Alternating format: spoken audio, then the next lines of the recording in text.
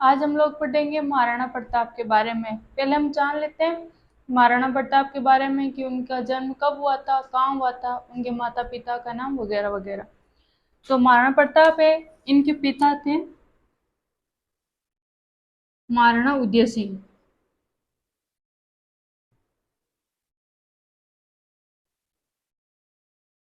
इनकी माता है वो थी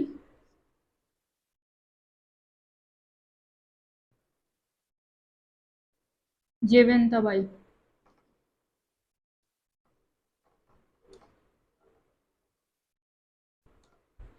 सोनग्रा। इनका जन्म है वो 9 मई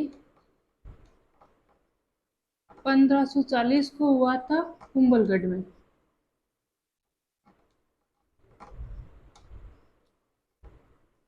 ये तो हो गया भाई महाराणा प्रताप के बारे में कि इनके पिता थे वो उदय सिंह थे, माता जयवंता बाई थी। ये पाली के थे अखेरा सोनगरा, उनकी पुत्री थी जयवंता बाई। और इनका जन्म है वो 9 मई 1540 को हुआ था और कुंभलगढ़ दुर्ग में इनका जन्म हुआ था। पिछली क्लास में हमने पढ़ा था कि जब उदय सिंह की मृत्यु हुई उससे पहले उन्होंने उत्तराधिकारी की घोषणा कर दी थी और उन्होंने अपना उत्तराधिकारी है वो प्रताप को नहीं चुन करके वो जगमाल को चुनते हैं। और जगमाल है वो भट्टियाणी रानी का बेटा होता है। हालांकि प्रताप है वो सबसे बड़ा पुत्र होता है उदय सिंह का और सबसे योग्य पुत्र भी था। परंतु उदय सिंह ने अपनी प्रिय रानी के बेटे को जगमाल को चुना था अगला उत्तराधिकारी, ना कि प्रताप को चुना था। परंतु जो सरदार थे वहां के जितने भी उदय सिंह के, उन सब के लिए उन सब का जो उत्तराधिकारी था वो ये प्रताप थे, क्योंकि उनका उन सब का मानना था कि भाई मेवाड़ को एक योग्य शासक की जरूरत है। जो मेवाड़ की अभी जो वर्तमान उस समय की जो परिस्थितियां थी ना, तो उन सरदारों को ऐसा लगता था कि जो वर्तमान की परिस्थितियां हैं इन परिस्थितियों से बाहर निकालने के काबिल है कोई, तो वो महाराणा प्रताप है। अगर इस मेवाड़ साम्राज्य को कोई शांति, स्थिरता और सुरक्षा प्रदान कर सकता है तो वो प्रताप है।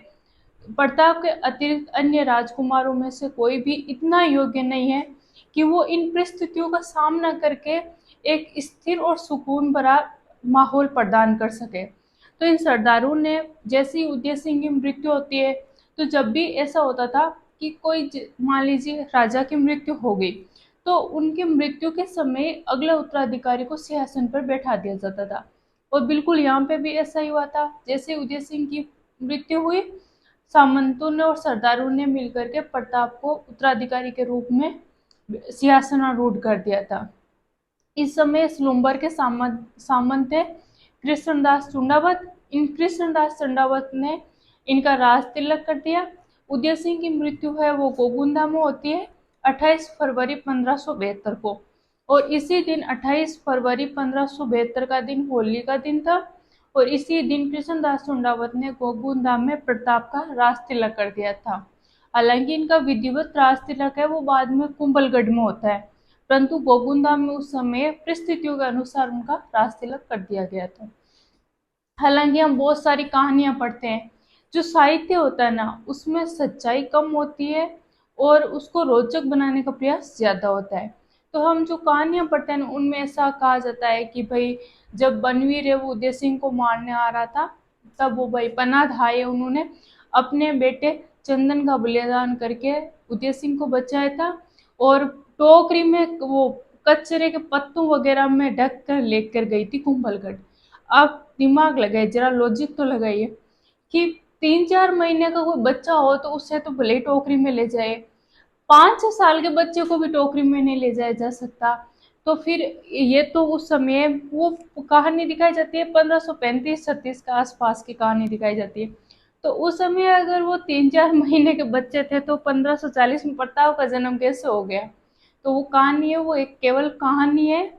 और उस कहानी के माध्यम से बस पन्नाधार का त्याग दिखाया गया है कि कैसे एक महिला है वो अपने स्वामी के प्रति समर्पित थी। बस उस कहानी का इतना ही मोटो है, नहीं कि ये दिखाया जा रहा है कि भाई वास्तविकता क्या थी। तो 1540 में प्रताप का कुंभलगढ़ में जन्म होता है और 1572 में इनका राज तिलक होता है। और राज तिलक है वो विधिवत कुंभलगढ़ में होता है। जैसे ही प्रताप का राज तिलक होता है, उधर मुगल दरबार में बादशाह थे अकबर। अकबर को भाई सूचना मिलती है कि मेवाड़ के महाराणा उदय सिंह थे, उनकी मृत्यु हो गई। तो उन्होंने पहले शोक जताया, फिर किसी ने उनके मंत्री ने बताया कि भाई उनकी मृत्यु के पश्चात उनका बेटा है वो अगला उत्तराधिकारी बना है। तो अकबर ने पूछा कि भाई अगला उत्तराधिकारी कौन बना, तो उन्होंने सबने बताया कि भाई प्रताप है वो मेवाड़ के अगले राजा बने। तो अकबर ने सोचा कि भाई युद्ध वगैरह तो हमने बहुत कर लिए, अब वीरता का समय तो गया, अब वार्ता का समय आ गया। तो क्यों ना वार्ता से हल निकाल लिया जाए। जब बात से ही काम निकल रहा है तो हथियार अपनाने की कहाँ जरूरत है। बस इसी चीज को अपनाते हुए अकबर ने कहा कि भाई प्रताप है वो नया नया राजा बना है, और वो इतनी भाई जानकारियां नहीं रखता होगा कि कहाँ क्या करना है।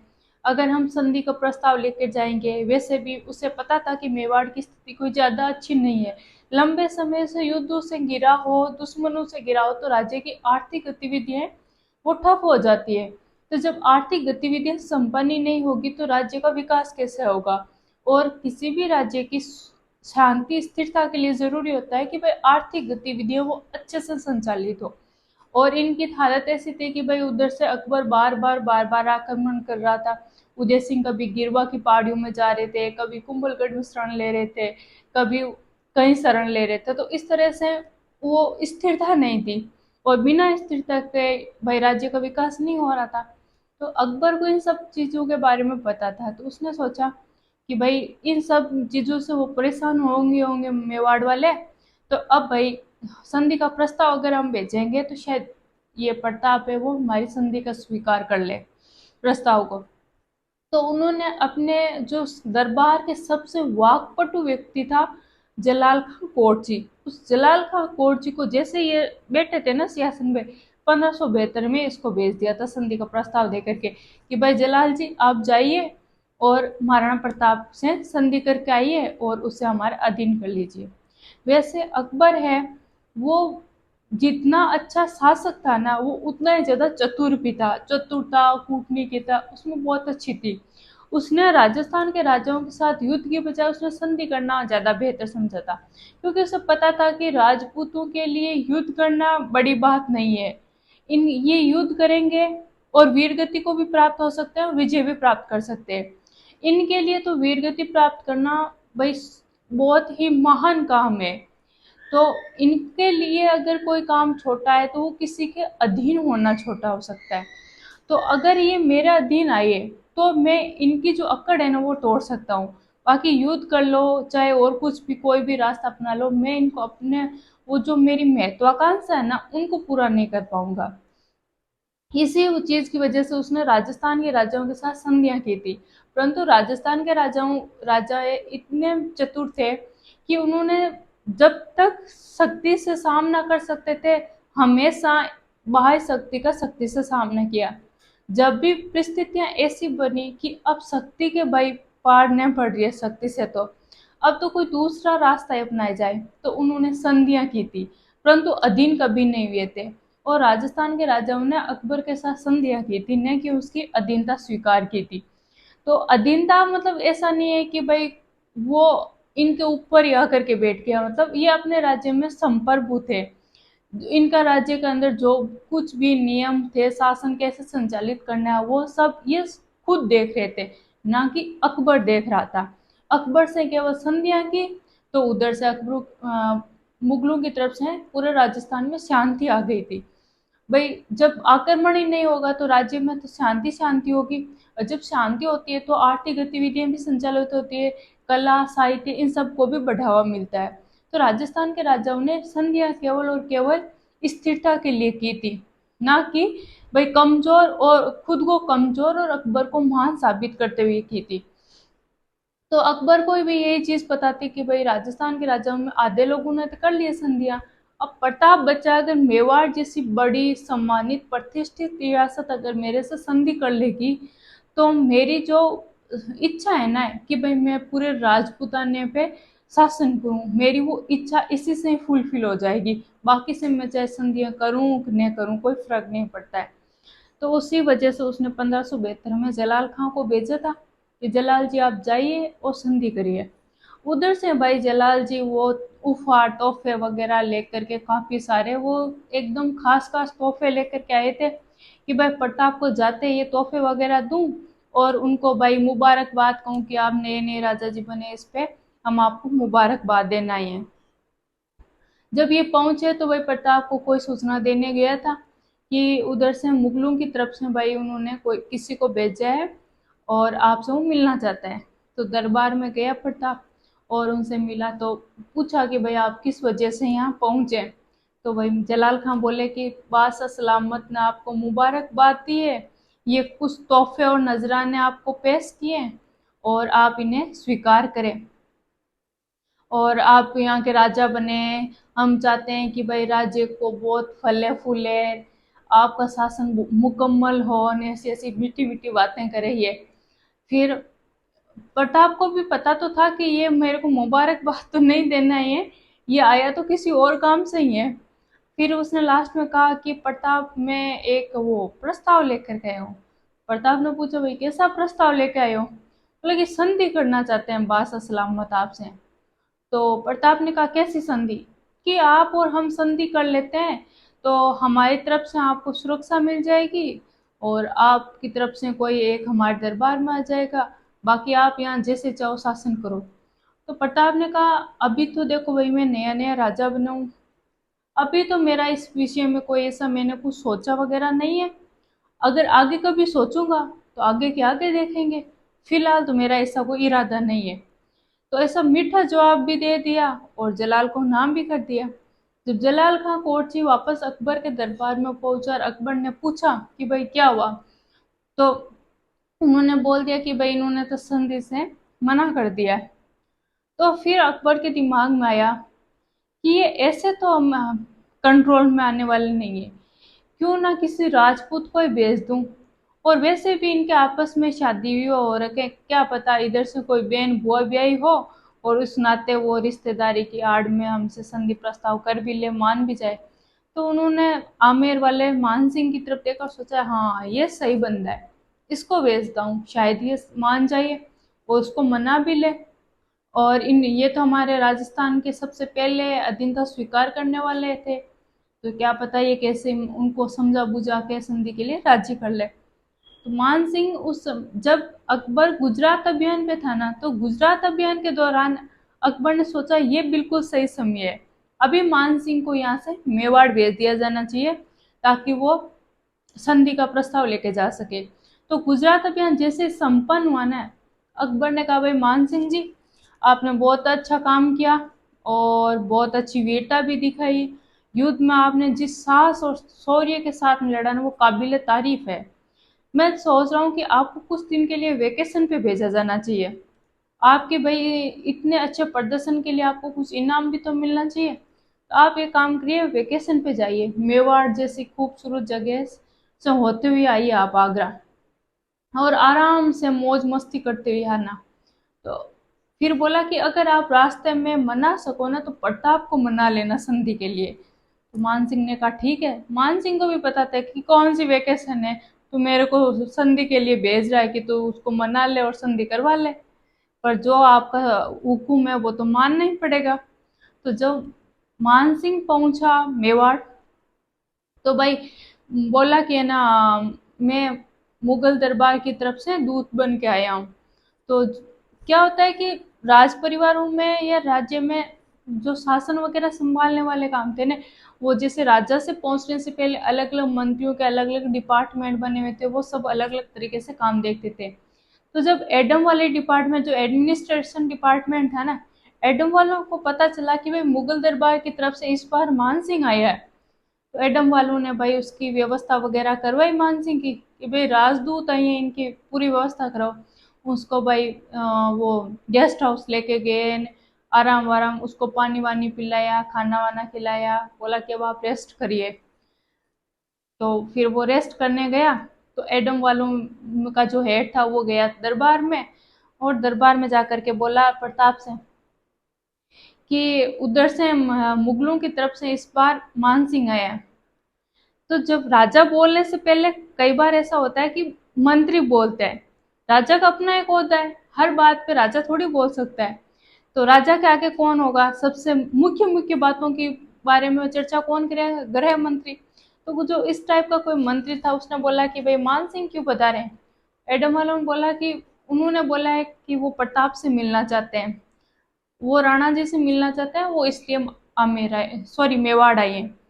तो मंत्री जी ने कहा कि मान सिंह तो आमेर का राजकुमार है, जब वो राजकुमार आया है, मुगलों का राजदूत बन के आया है, तो हमारी तरफ से भी कोई उनके समकक्ष व्यक्ति को भेज दिया जाएगा, राणा जी क्यों जाएंगे। तो एडम वालों को बोला कि आप एक काम करिए, उनको सूचना दे दे कि भाई शाम को डिनर पार्टी में आपसे मिल लेंगे, और लेक साइड डिनर रखा जाए, अच्छी व्यवस्था की जाए। तो फिर एडम वालों ने कहा ठीक है भाई, जैसा आपका आदेश। तो उन्होंने पूरी व्यवस्थाएं यूं उदय सागर झील के किनारे खाने की अच्छी व्यवस्था की रात्रि भोजन के लिए। और मान सिंह को भाई 7:30 1 बजे बुलाया गया कि मान सिंह जी, डिनर तैयार है और यहाँ झील के किनारे आपके लिए व्यवस्था हुई है, आप पधारें। और वो मान सिंह के लिए रेड कारपेट लगा हुआ, वैसे फुल अच्छी खासी तैयारी की हुई। और मान सिंह खुश हो रहा उन तैयारी को देख देख के, अच्छा मेरे लिए इतना मतलब व्यवस्था की हुई है। खैर एक आखिरकार मेरे लिए हो गई, मैं तो मुगलों का मनसबदार और आमेर का राजकुमार हूँ, ऐसी ऐसी उपाधियां मेरे साथ में, तो भाई मेरे लिए तो ये रेस्पेक्टिव चीजें होनी चाहिए।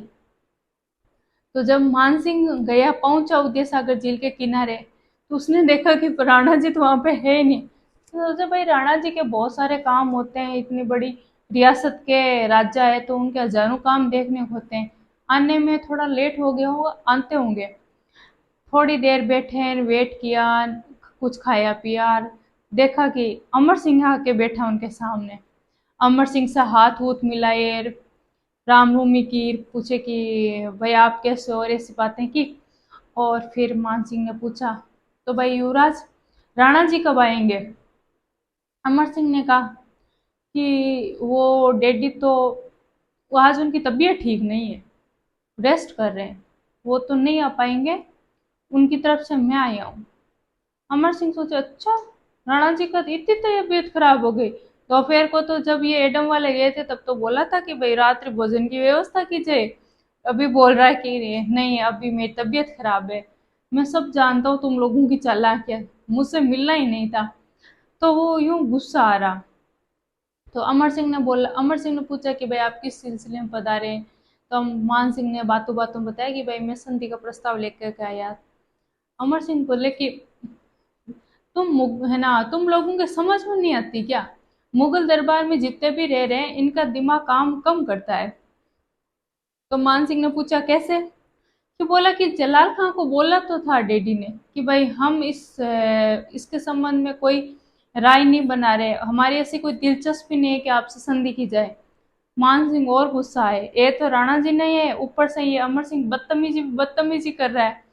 तो फिर वो उसने क्या किया, गुस्से में पूरा का पूरा खाना वो झील में फेंक दिया।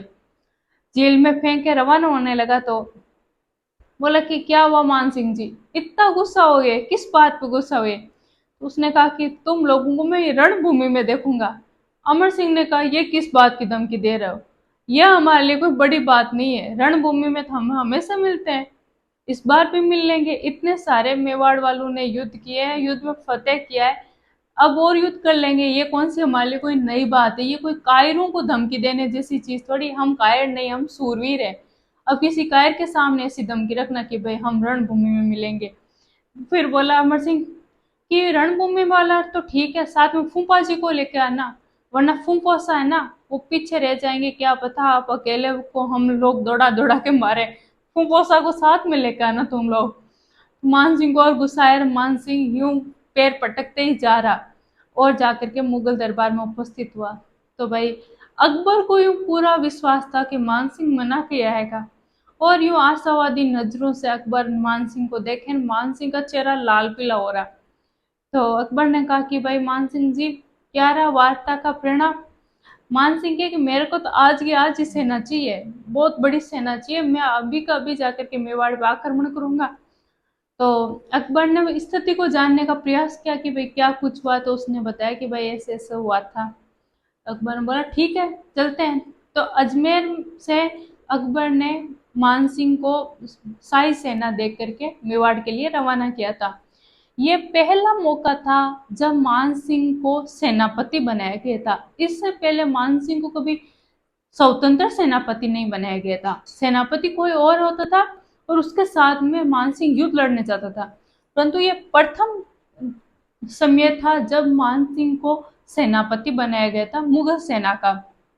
तो मानसिंह के लिए वैसे ये मतलब ऐसी प्रतिष्ठा वाली बात थी कि भाई मेरा ऐसा नाम मुगल दरबार में है, मेरे लिए ऐसी सम्मान दिया जाता है, अकबर को मुझसे ऐसी आशा है।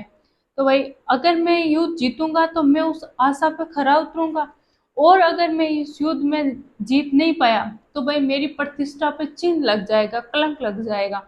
तो उसके लिए तो ये युद्ध जीतना हार मरने जीतने वाली जैसी स्थिति थी। तो उसने मांडलगढ़ भीलवाड़ा में मांडलगढ़ का दुर्ग है, वहां पे रुक करके उसने पूरी योजना बनाई थी कि भाई हमें युद्ध कैसे लड़ना है। युद्ध से पहले रणनीति बनाते हैं, तो वो रणनीति पूरी पूरी मांडलगढ़ में बनाई गई थी। फिर मांडलगढ़ में जब रणनीति बनाई तो इसके बाद में ये आगे की तरफ बढ़े, और मोलेला गांव पड़ता है राजसमंद में। इस मोलेला गांव के पास में इन्होंने अपने पूरी सेना के टेंट वगैरह लगाए थे। तो सैन्य टेंट है वो लगाए थे मोलेला के पास में।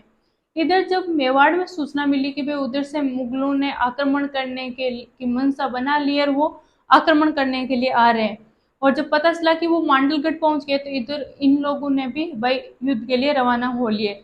और महाराणा प्रताप है इनकी सेना पहुंची थी लोसिंग। लोसिंग नाम से एक जगह है, और इस लोसिंग में इन्होंने अपने टेंट लगाए थे। प्रताप की सेना ने, प्रताप वगैरह इन्होंने अपने टेंट लगाए थे लोसिंग ने। और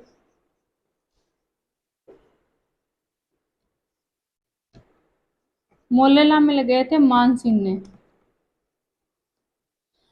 तो इन दोनों के मध्य, मोलेला और लोसिंग है, इनके मध्य कोई भाई मैदानी भाग पड़ता था तो वो हल्दी घाटी थी। युद्ध के लिए जरूरी होता है कि भाई समतल मैदानी भाग हो, तभी तो युद्ध लड़ा जाएगा। इस पहाड़ों में तो लड़ने से रहे। तो इन्होंने हल्दी घाटी का जो बीच में इनके बीच में घाटी क्षेत्र ये था हल्दी घाटी वाला, यहाँ पे ये दोनों के मध्य युद्ध हुआ था। ये युद्ध हुआ था 18 जून 1576 को। और ये इस घाटी क्षेत्र का नाम हल्दी घाटी था, इसलिए इस युद्ध का नाम भी है हल्दी घाटी का युद्ध।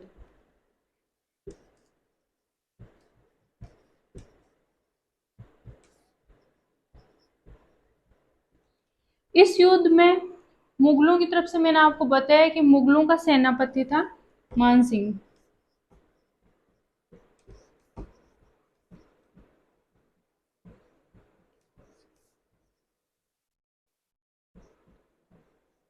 इस मान सिंह के साथ में अकबर ने भेजा था असफ खां को।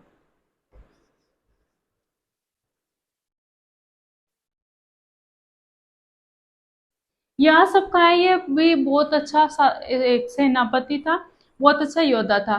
तो अकबर ने मान सिंह को सेनापति बनाया, उसके साथ में असफ खां को भेजा था। इधर प्रताप की तरफ से थे करसनदास सुंडावत,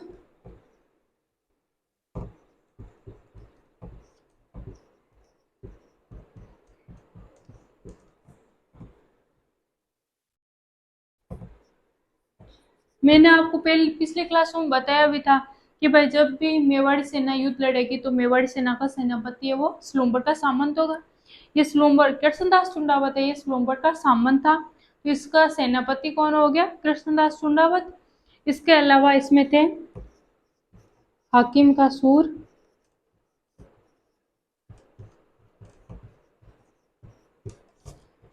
इसके अलावा ग्वालियर से आए थे राम सा तोमर,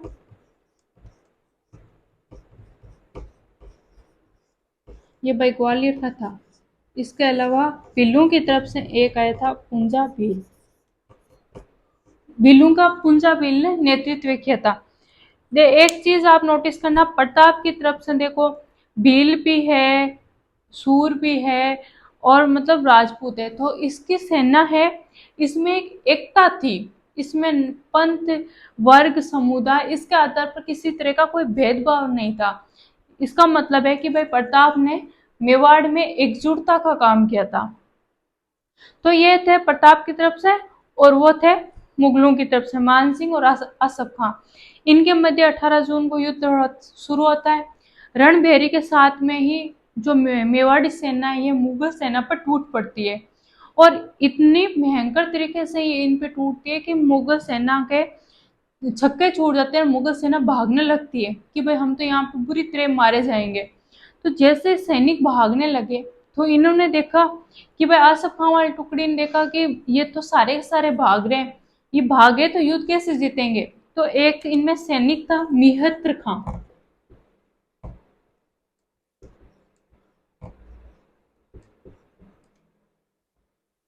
इस मिहत्र खां ने सोचा कि अगर ये सैनिक भाग गए तो जो पीछे बचेंगे उनको तीन मान सिंह और आसफ खान के अंडर में रहना ही पड़ेगा, युद्ध लड़ना ही पड़ेगा। और ये मुगल सेना इतनों कोई नहीं बख्शी है, कुछ एक बचेंगे तो ये हमको काट काट के मारेंगे, एक एक टुकड़े करेंगे हमारे छोटे छोटे, ऐसे आसान मौत नहीं देने वाले। तो इस मियत्र खान ने सोचा कि मैं झूठी अफवाह फैला देता हूँ कि भाई बास सलामत आ रहे हैं, तो शायद ये सेना रुक जाए। तो ये जोर जोर से यूं चिल्लाने लगा, बास सलामत आ गए, बास सलामत आ गए। और सैनिक भाग रहे हैं, सुन ही नहीं रहे। ये और जोर लगा करके बोल रहा है, बासा सलामत बस पहुंच गए हैं, आ गए, बासा सलामत पहुंच गए।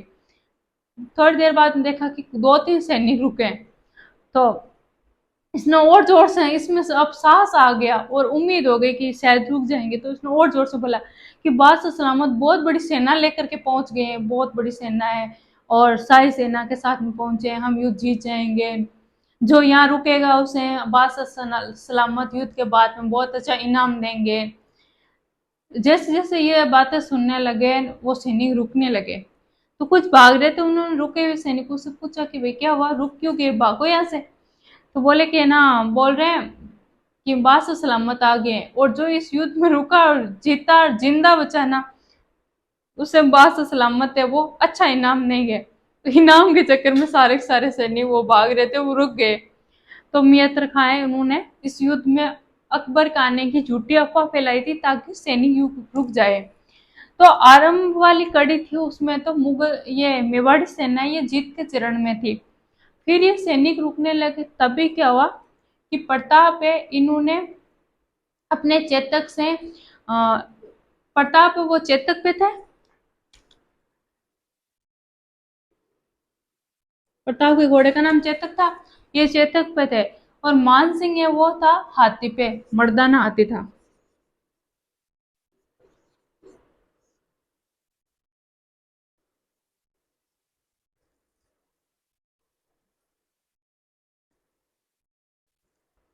इस मर्दाना हाथी पे मान सिंह बैठा हुआ था।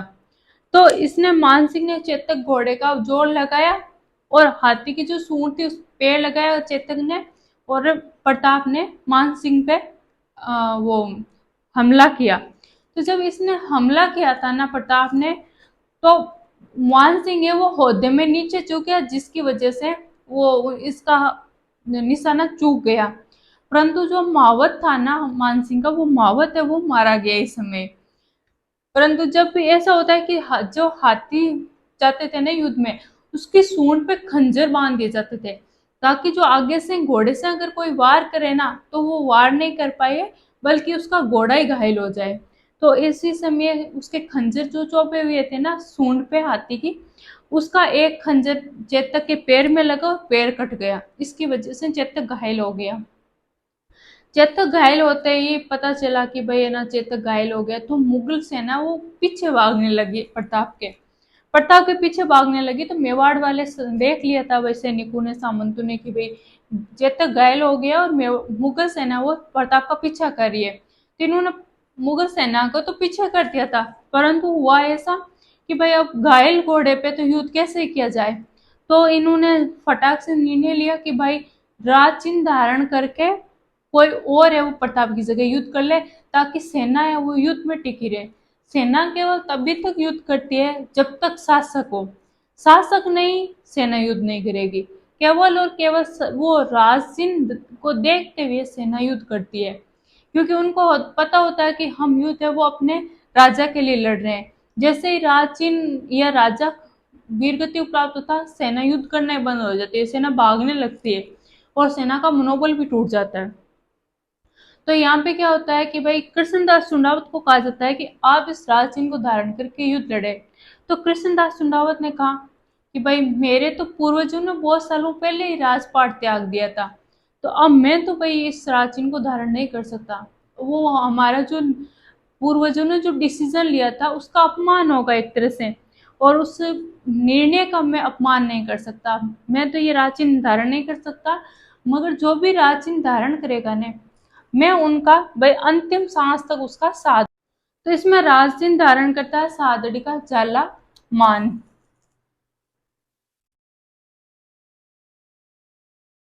इन्हें जाला विदा भी कहा जाता है, जाला मान के तो चाहे विदा के, तो इनके दोनों ही नाम है। जाला मान है, उन्होंने राज चिन्ह धारण किया और युद्ध का नेतृत्व किया। चेतक बहुत बुरी तरीके से घायल हो गया, परंतु वो अपने स्वामी को इस युद्ध भूमि से बाहर तक ले जाने में कामयाब रहा। जैसे ही हल्दी घाटी के युद्ध भूमि से बाहर निकले और थोड़ी दूर चलने के बाद में चेतक की मौत हो जाती है, और इन्होंने प्रताप ने उनका अंतिम संस्कार किया। और फिर बाद में वहां पे ब्लीचा में चेतक की छतरी बनी हुई है।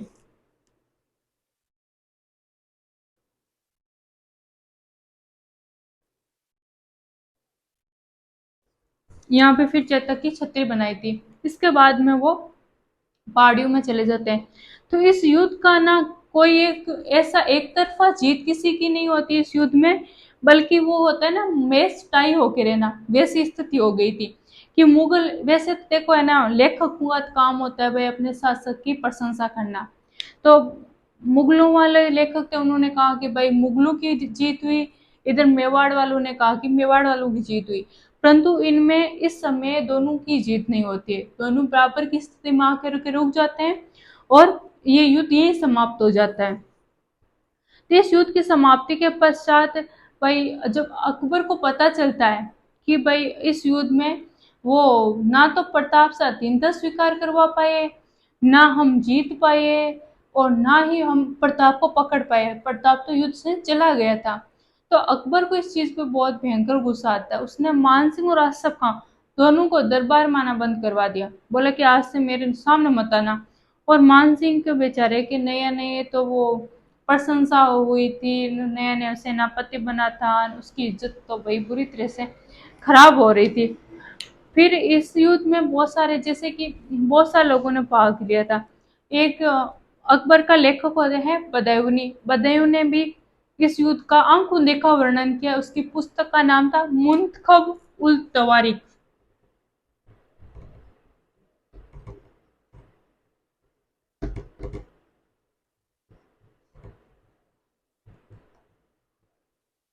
इस पुस्तक में ना इसने युद्ध का आंखों देखा वर्णन किया है। इसके अलावा इस युद्ध के लिए अलग अलग लेखक है वो अलग अलग नाम देते हैं। जैसे कि अब अबुल फजल है, इन्होंने खमनोर का युद्ध का है।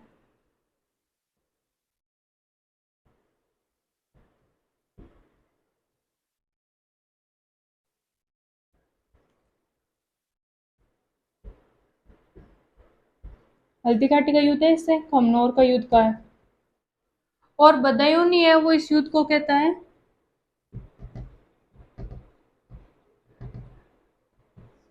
गोगुंदा का युद्ध।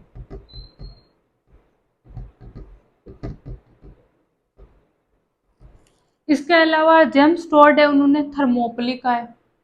और एक काम करते हैं, हम इसको लिख लेते हैं पहले, फिर हम आगे का बाद में कंटिन्यू करेंगे। तो आप पहले लिख लीजिए महाराणा प्रताप, फिर लिखिए उनके पिता उदय सिंह, फिर लिखिए माता जयवंता बाई सोनगरा, जन्म लिखिए 9 मई 1540, फिर लिखिए कुंभलगढ़, स्थान लिख करके लिख दीजिए कुंभलगढ़। फिर लिखिए पत्नी, पत्नी तो आपको बताया है नहीं, इधर लिख दीजिए, पत्नी थी अजबदे पंवार।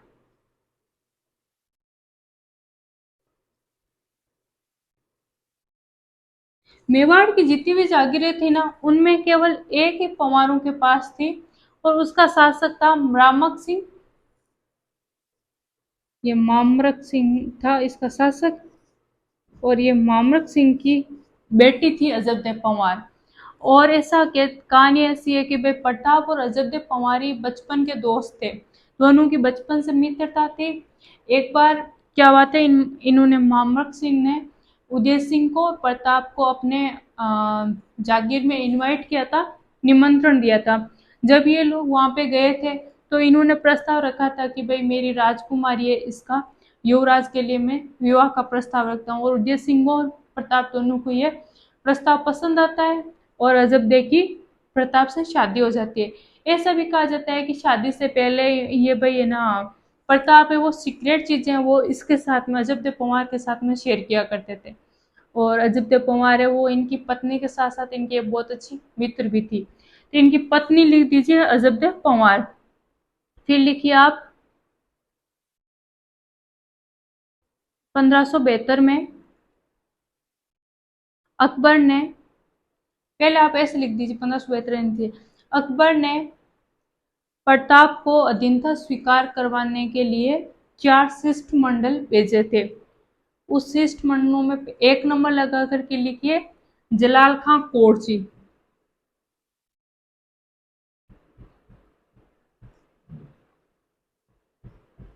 इसका आगे लिख दीजिए 1572। फिर 2 नंबर पे लिख दीजिए मान सिंह।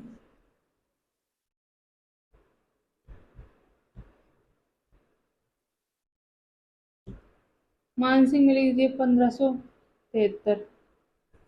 फिर 3 नंबर पर लिख दीजिए भगवंत दास। मान सिंह के पिता थे भगवंत दास, उन भगवंत दास को भेजा गया था। फिर 4 नंबर पर लिख दीजिए टोडरमल। फिर लास्ट में अकबर को ऐसा लगने लगा कि भाई टोडरमल है वो बहुत अच्छे हैं, बहुत चतुर है, बहुत वाकपटु है, बहुत कूटनीतिज्ञ है, बहुत बड़े कूटनीतिज्ञ है। शेरशाह सूरी के साथ काल में भी इन्होंने वो एक जागीरदार के रूप में रहते, उसके दरबार में रहते। फिर उसके बाद में ये मेरे दरबार में भी है, तो शायद यह अधीनता स्वीकार करवा ले। परंतु शिष्टमंडल 4 भेजे थे, जलाल खां, मान सिंह, भगवंत दास और टोडरमल। इन चारों ने ही इस प्रताप को अधीनता स्वीकार करने में असफल रहे थे। तो फाइनली उन्होंने युद्ध का रास्ता अपनाया था। तो फिर लिखिए आप हल्दीघाटी का युद्ध। हल्दीघाटी युद्ध में लिखिए 18 जून 1576। फिर लिखिए युद्ध में मुगल सेनापति में लिख दीजिए मानसिंह और आसफ खां। फिर लिखिए प्रताप, प्रताप की तरफ से लिख दीजिए रामसा तोमर, आगे लिख दीजिए ग्वालियर। फिर लिखिए कृष्णदास चुंडावत, लिख दीजिए स्लोम्बर। फिर लिखिए हाकिम का सूर। फिर लिखिए पूंजाबीर। जो सेना का अगला भाग होता है ना, उससे बोलते हैं हरावल, और जो सेना का पिछला भाग होता है ना, उसे बोलते हैं चंदावल। आप कहीं लिख सकते हैं हरावल और चंदावल। सेना का अगला भाग है वो है हरावल, और सेना का पिछला भाग है वो है चंदावल। हरावल में ये थे कृष्णदास चुंडावत, हाकिम का सूर, हराम सा तोमर, ये सब है, ये हरावल में थे।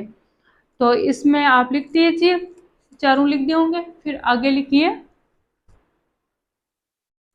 युद्ध के बाद में लिखिए आप चेतक के घायल हो जाने पर प्रताप को युद्ध भूमि से बाहर जाना पड़ा, और जालामान ने राजचिन्ह धारण करके युद्ध को नेतृत्व प्रदान किया। अच्छा हाँ, एक चीज तो हम भूल ही गए ये लिखना। ये लिखिए आप, एक कोष्टक बनाकर लिख ले कि मुगल सेना है वो मोलेला गांव के पास अपना सैन्य टेंट लगाया, और प्रताप की सेना ने लोसिंग के पास में अपना सैन्य टेंट लगाया, और फिर हल्दी घाटी में युद्ध लड़ा गया। आगे लिखिए आप जालामान ने युद्ध का नेतृत्व किया, ये लिख लिया। अब आप आगे लिखिए मान सिंह ने प्रताप को अधीनता स्वीकार करने में असफल रहा। इस पर अकबर ने मान सिंह और आसफ खां की दरबार में आना बंद करवा दिया। तो बोला कि आज आप लोग मेरे को नजर ही मत आना, इस वजह से इनको दरबार में आना बंद करवा दिया था। अब आप ऐसा लिखिए युद्ध का नाम कि भाई किन किन ने क्या क्या कहा है। तो आप लिखिए अबुल फजल,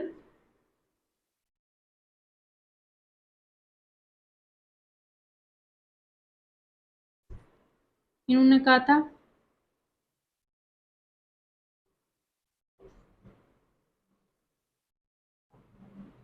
खमनोर का युद्ध। फिर लिखिए बदायूंनी, इनके लिख दीजिए गोगुंदा का युद्ध।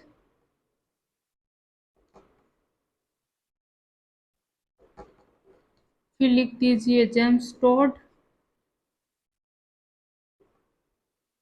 इसमें लिख दीजिए थर्मोपली। फिर लिख दीजिए आदर्शी लाल श्रीवास्तव, इसमें लिख दीजिए बासिबाग का युद्ध।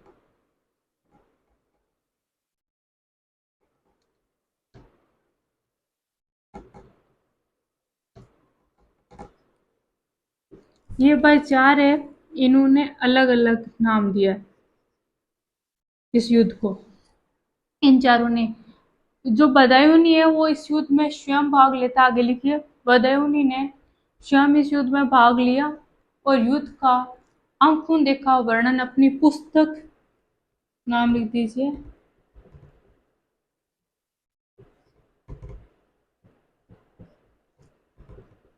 मुनफ़उल तवारीख में किया था।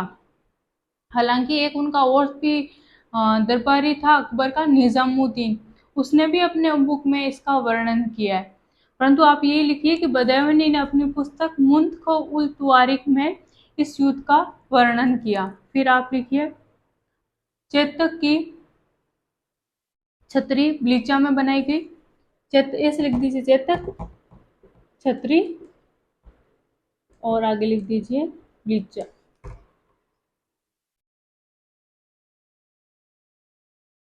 फिर लिख दीजिए हाथी। भाई कौन कौन से हाथी थे जिन्होंने इस युद्ध में भाग लिया था। तो हाथी में पहले लिख दीजिए प्रताप और उधर लिख दीजिए मुगल। प्रताप का था राम प्रसाद और लूणा, और मुगलों का था गजमुक्ता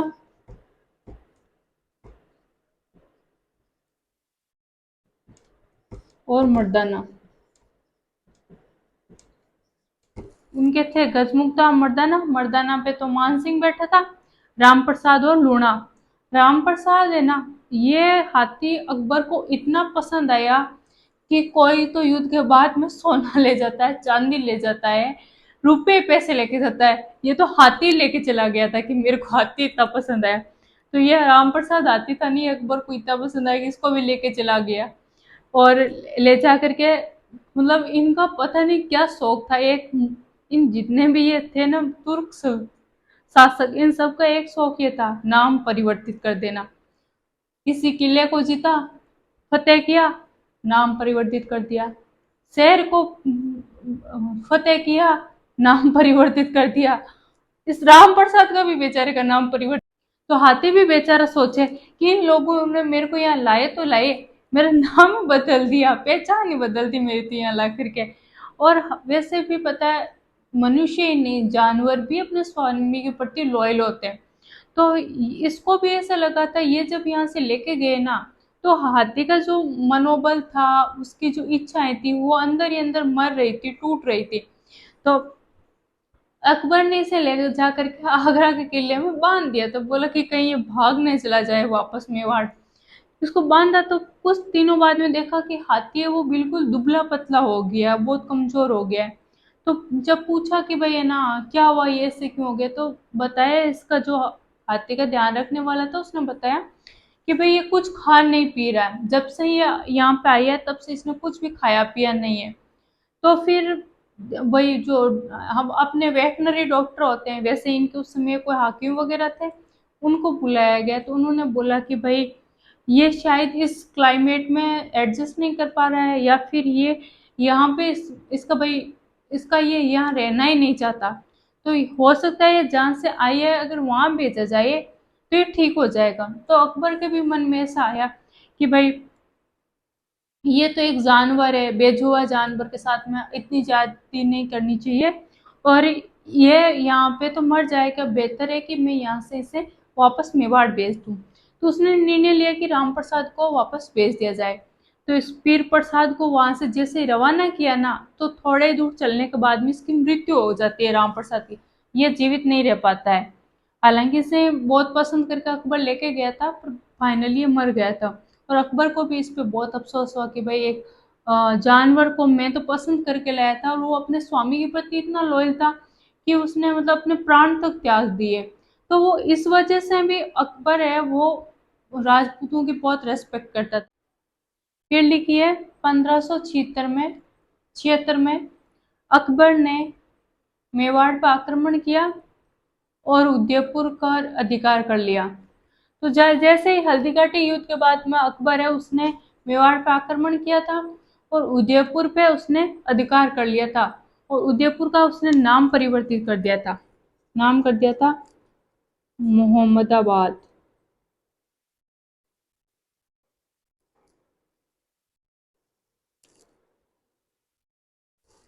उदयपुर का उसने नाम कर दिया था मोहम्मदाबाद। जब इसने उदयपुर पर अधिकार किया तो प्रताप उसमें था कुंभलगढ़ में। तो भाई इसने क्या किया था, अकबर ने शाहबाज खां को बोला कि तुम जाओ कुंभलगढ़ को जीत के आओ। तो शाहबाज खान ने एक बार नहीं बल्कि 3 बार कुंभलगढ़ पर आक्रमण किया था। 1577,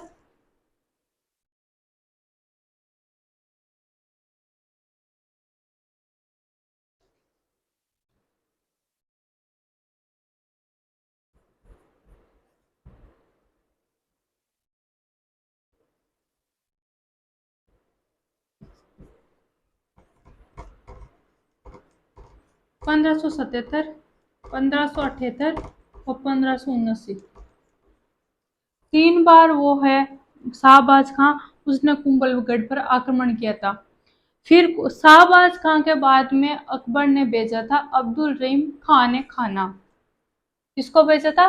अब्दुल रहीम खान ने खाना। हमारे हिंदी के बहुत बड़े कवि और लेखक थे रहीम जी। उन रहीम जी को बेचारा ईश्वर ने उसे कलम का वरदान दिया था। उसे हाथ में हथियार की बजाय उसका हथियार पेन जैसी चीज थी, कलम दी थी। उस बेचारे को भी भेज दिया कि अब तुम जाओ, तेरी बारी आई उन मेवाड़ वालों से निपटने की। तो रहीम जी ने तो पूरा अपना परिवार ही लेकर के आ गया था कि बोला कि अब आराम से वहां पे लंबे समय तक रुकना है, और उनको तो हमें तो डेरा डालने के लिए भेज रहे हैं, तो उनके सामने डेरा डाल के बैठ जाएंगे लंबे समय तक। अपने को जब वापस संदेश आएगा तब वापस आ जाएंगे, तब तक के लिए पूरे परिवार ही साथ चलते हैं। तो वो रहीम जी है वो अपने बेगमों को सबको साथ में लेकर के मेवाड़ आ गया था, और यहाँ पे आकर के उसने डेरा डाल लिया। उधर से प्रताप को पता चला कि इस बार उसने रहीम को भेजा है। प्रताप ने कहा भाई आ जाएगा, बैठ जाएगा किले के बाहर, वही बैठा रहेगा। तो किले के बाहर वो बैठा, उसने अपना भाई तंबू वंबू लगा करके बैठा था। एक दिन सुबह सुबह अमर सिंह उठ करके किले की ऊपर छत पे बैठा बैठा चाय पी रहा था। उसका वो मॉर्निंग टी टाइम था, और यूं आराम से सुहावने मौसम में बैठा बैठा चाय पी रहा था। अचानक से उसकी पता नहीं कैसे नजर पड़ी इसके रहीम जी के तंबू की तरफ, जो इनका टेंट वगैरह लगा था ना, उस अड्डे की तरफ इसकी नजर पड़ी। उसने देखा कि भाई वहां पे केवल औरतें ही औरतें घूम रही है, अंदर बाहर आ जा रही है, वो सब की सब औरतें हैं, एक भी पुरुष नहीं है।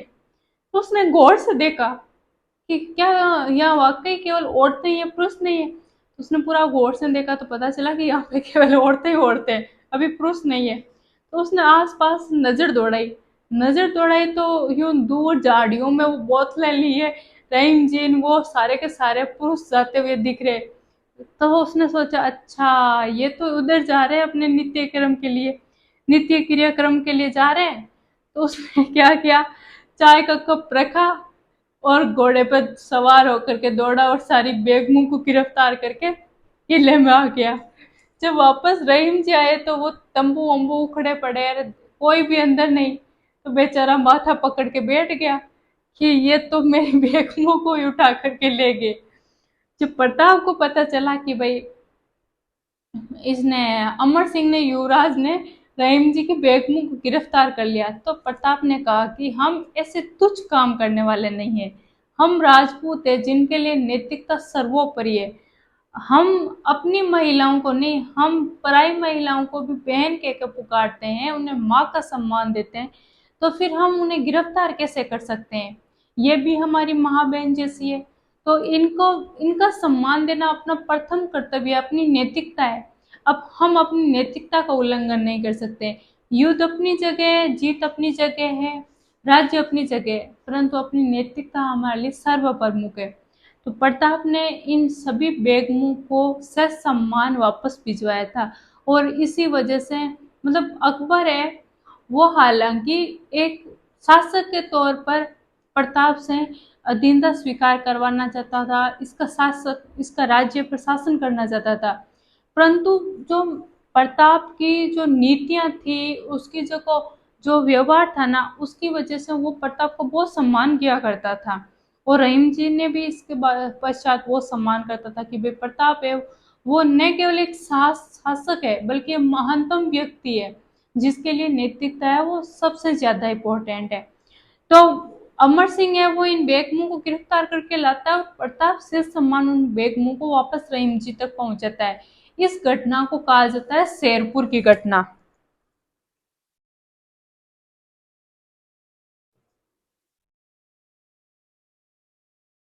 तो आप लिख दीजिए शेरपुर की घटना, इसमें लिखिए अमर सिंह ने रहीम जी की बेगमों को गिरफ्तार कर लिया। फिर लिखिए प्रताप ने इन्हें से सम्मान वापस रहीम जी के पास भिजवाया। इसके पश्चात अकबर ने भाई पुणे आक्रमण करने का निर्णय लिया। तो इस दौरान युद्ध लड़ा गया था मुगलों और प्रताप के बीच में, दिवेर का युद्ध।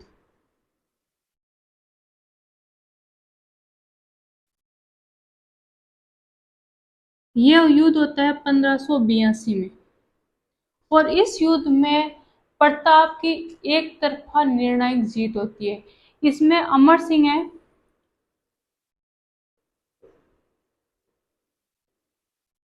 इसने मुगल सेनापति सुल्तान खान को मार दिया था।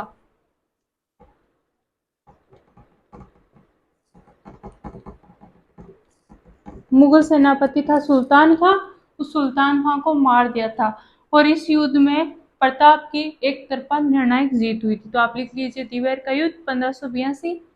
अमर सिंह ने मुगल सेनापति सुल्तान खां को मार दिया और प्रताप की एक तरफा निर्णायक जीत हुई थी। फिर लिखिए जेम्स टोड ने इस युद्ध को, जेम्स टोड ने इस युद्ध को मेवाड़ का मैराथन का।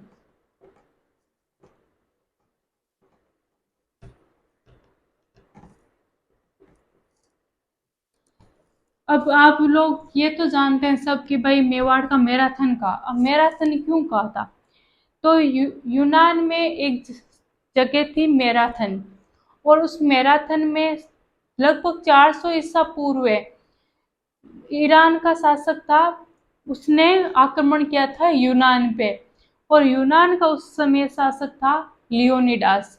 और लियोनिडास ने बहुत छोटी सी सेना के बल पे इन ईरान फारसियों को पराजित कर दिया था। ईरान की जो सेना थी ना, उसको बुरी तरीके से पराजित कर दिया था मैराथन के युद्ध में। तो टोड कहता है कि जिस तरह यूनान में लियोनिडास ने मैराथन के युद्ध में एक छोटी सी सेना के बल पे अपनी युद्ध टेक्निक, उसकी युद्ध टेक्निक थी ना लियोनिडास की, वो सर्वोच्च तरीके की थी, मतलब उसकी सबसे अच्छी सर्वोत्तम युद्ध टेक्निक्स कहा जा सकता है। तो उसके उसने केवल अपने युद्ध टेक्निक्स के बेस पे इस युद्ध को जीता था।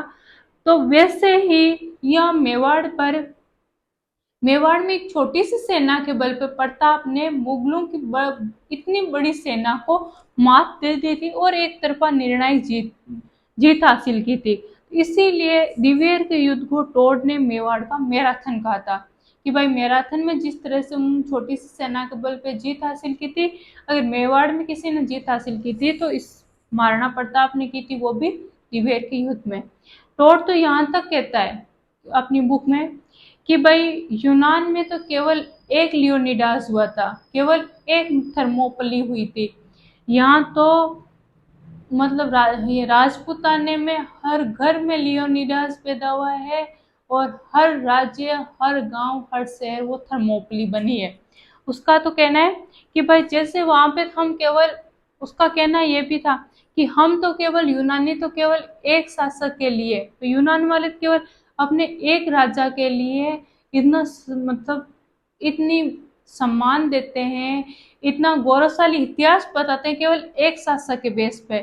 राजपूताना में हर घर में लियोनिडास पैदा हुई है, तो राजपूताना है वो तो यूनान से भी कहीं ज्यादा ऊपर है वीरता के मामले में। तो इस तिबेर के युद्ध को इसने कहा था मेवाड़ का मैराथन है। फिर आगे लिखिए,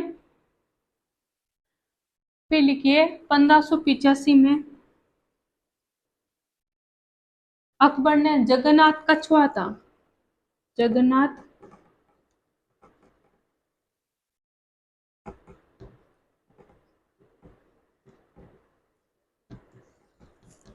इस जगन्नाथ कछुआ को 1585 में अकबर ने मेवाड़ पर आक्रमण करने के लिए भेजा था। तो 1585 में जगन्नाथ कछुआ ने मेवाड़ पर आक्रमण किया था। फिर लिखिए, प्रताप ने मालपुरा पर अधिकार कर लिया,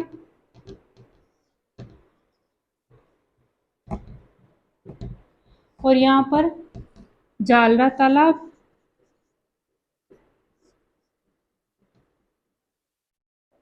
और नीलकंठ महादेव मंदिर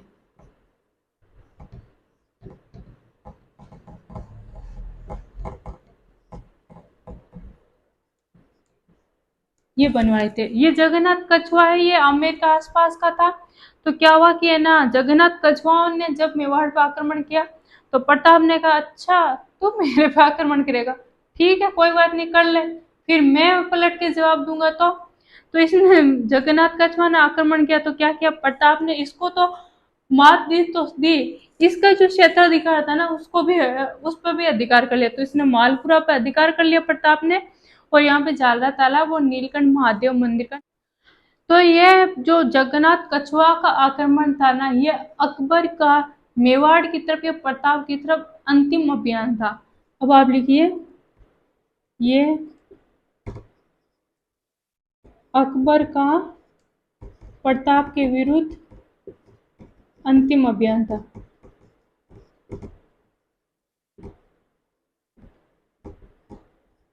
इसके बाद में अकबर ने प्रताप की तरफ फिर कोई आक्रमण नहीं किया था। ये अंतिम था, और इस अंतिम में भी उसे जीत हासिल नहीं हुई थी, और फिर उसने इस मेवाड़ की तरफ कभी भी फिर आगे कोई अभियान नहीं चलाया था। जब अभियान नहीं होगा, अकबरों की तरफ से शांति आ गई, तो शांति काल में क्या होता है भाई, स्थिरता आती है। तो अपने भाई कलात्मक गतिविधियां हैं उनको बढ़ावा दिया जाता है। तो ये प्रताप ने चावंड को राजधानी बनाया था।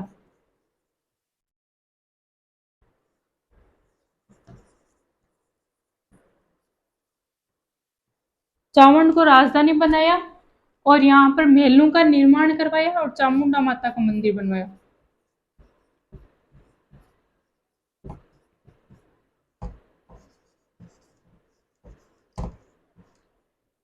लिख दिए चावंड को राजधानी बनाया, फिर लिखिए यहाँ पर महलों का निर्माण करवाया एवं चामुंडा माता का मंदिर बनवाया। चावंड है, यहीं से मेवाड़ की जो चित्रकला है ना उसकी शुरुआत होती है। तो आप लिख दीजिए चावंड से।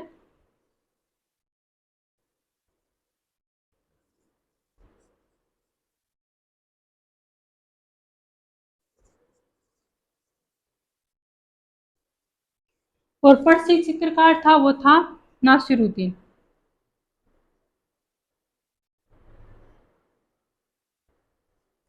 लिख दिया, चावंड से मेवाड़ की चित्रकला का स्वतंत्र चित्रण आरंभ हुआ, और प्रसिद्ध चित्रकार में लिख दीजिए नासिरुद्दीन। फिर लिखिए आप, प्रताप ने चित्तौड़ और मांडलगढ़, इनको छोड़ करके पूरे मेवाड़ को पुणे जीत लिया था। चित्तौड़ और मांडलगढ़ के अतिरिक्त पूरे मेवाड़ को पुणे जीत लिया था। फिर लिखिए 19 जनवरी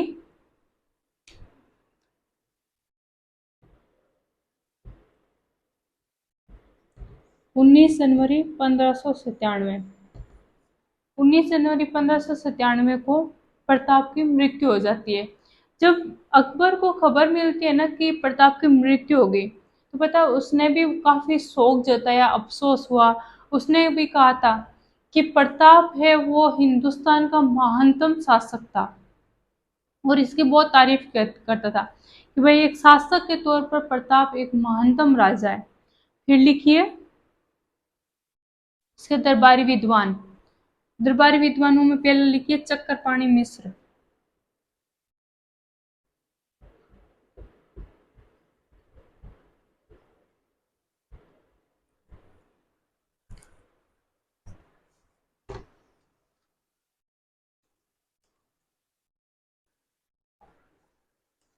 चक्रपाणि मिश्र की पुस्तकों में लिखिए मुहूर्तमाला,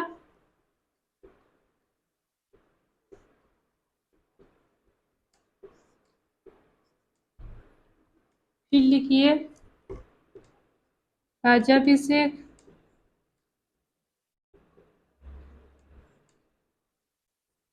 फिर इनके दरबारी विद्वान थे एक, दो भाई थे माला साधु और रामा साधु, लिख दीजिए माला साधु रामा साधु। फिर लिखिए भामाशाह और ताराचंद। भामाशाह है उन्होंने हमने पढ़ा भाई बहुत सारी कहानियों में पढ़ा ही है कि भामाशाह है वो उन्होंने प्रताप को आर्थिक सहायता दी, युद्ध के लिए इन्होंने धन दिया था। तो भामाशाह और प्रताप की मुलाकात है वो चूलिया गांव में होती है। चूलिया गांव में भामाशाह और प्रताप की मुलाकात होती है, और भामाशाह ने प्रताप को धन दिया था। फिर लिखिए प्रताप ने भामाशाह को प्रधानमंत्री बनाया। लिख दिया माला साधु रामा साधु भामाशाह ताराचंद और भामाशाह के बारे में 4-5 चीजें। फिर लिखिए हेमरतन सूरी।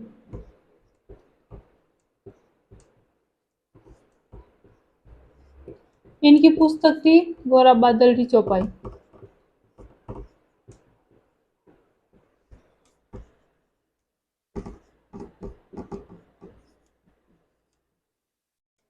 गोरा बादल की चौपाई है वो थी हेमरतन सूरी की, और हेमरतन सूरी है वो प्रताप के दरबारी थे। फिर लिखिए शार्दुलनाथ त्रिवेदी। शार्दुलनाथ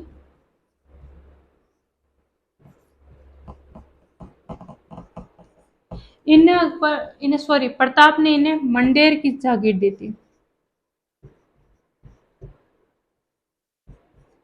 मंडेर नाम से एक जागीर थी, वो प्रताप ने दी थी शार्दुलनाथ त्रिवेदी को। तो ये हो गए प्रताप के दरबारी विद्वान चक्रपाणि मिश्र, रामा साधु एवं माला साधु, भामाशाह एवं ताराचंद, हेमरतन सूरी और साधुनाथ त्रिवेदी। अब लिखिए आप प्रताप की छत्री। प्रताप की छत्री है वो है बारडोली, और चेतक की छत्री कहाँ पर थी ब्लीचा में, वो आपने पहले लिखी होगी। तो ये आज की क्लास में हमारे ये है महाराणा प्रताप। अगली क्लास में हम पढ़ेंगे महाराणा अमर सिंह। महाराणा प्रताप के पुत्र थे अमर सिंह, जो महाराणा प्रताप के पश्चात मेवाड़ के अगले शासक बने थे। तो आज की क्लास में हमारी होगी इतनी। अगली क्लास में हम पढ़ेंगे महाराणा अमर सिंह के बारे में। Okay, thank you.